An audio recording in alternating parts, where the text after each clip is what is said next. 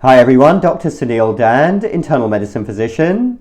I recently read a statement on the Japanese Ministry of Health website regarding COVID-19 vaccines that caught my attention.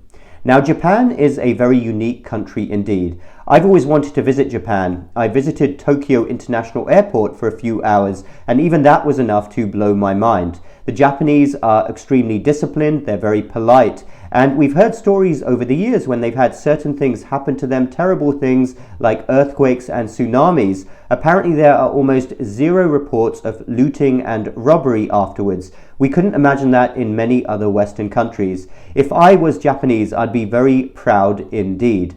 Their government also seems to really care for their citizens. And when it comes to health outcomes, it's been known for a long time that Japan has some of the best health outcomes in the world. They have much lower rates of many chronic diseases that afflict Western countries. A lot of these are lifestyle-related diseases. They also enjoy a long life expectancy. So when it comes to matters of health and well-being, I think it's a good thing to be listening to what the Japanese have to say. And it never ceases to amaze me, over the last couple of years, many of the same people who pre-COVID always used to point to countries like Japan and even Scandinavia, countries like Sweden, and hold them up as examples, are stunningly silent when it comes to various aspects of these same countries' COVID responses.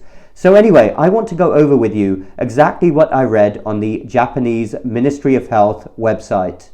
So this is their website here. COVID-19 vaccines are free of charge to anyone eligible, and they've got call center numbers here and some information here on how to get vaccinated, where you should go. So in Japan, they do make getting vaccinated free and relatively easy for their population, like many other Western countries, to be fair. Then they talk about the specific vaccines that are available in Japan. The Pfizer vaccine, Takeda Pharmaceutical Company, looks like Moderna, and AstraZeneca. The Oxford AstraZeneca vaccine is one which we're not using in the United States, but is used in many parts of the world, including the United Kingdom. Then there's this part of their website that caught my attention: the relief system for injury to health with vaccination. Vaccinations may cause health problems, illness or disability. Although this is extremely rare, the risk cannot be eliminated, and a relief system has been established for this reason. In the case of health damage as a result of the vaccine from the COVID-19 vaccine, relief, medical expenses, disability, pension benefits is also available under the Immunization Act.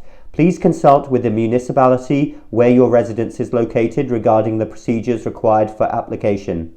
So that part there did catch my attention. We haven't seen similar statements from other Western nations regarding help for anyone who has an adverse event and reassuring people that they will be supported if that occurs. And then this last part, consent to vaccination. Although we encourage all citizens to receive the COVID-19 vaccination, it is not compulsory or mandatory. Vaccination will be given only with the consent of the person to be vaccinated after the information provided. Please get vaccinated of your own decision, understanding both the effectiveness in preventing infectious diseases and the risk of side effects. No vaccination will be given without consent. Please do not force anyone in your workplace or those who are around you to be vaccinated, and do not discriminate against those who have not been vaccinated. That last paragraph blew my mind in terms of its sincerity, so much so I'm going to read parts of it again to you.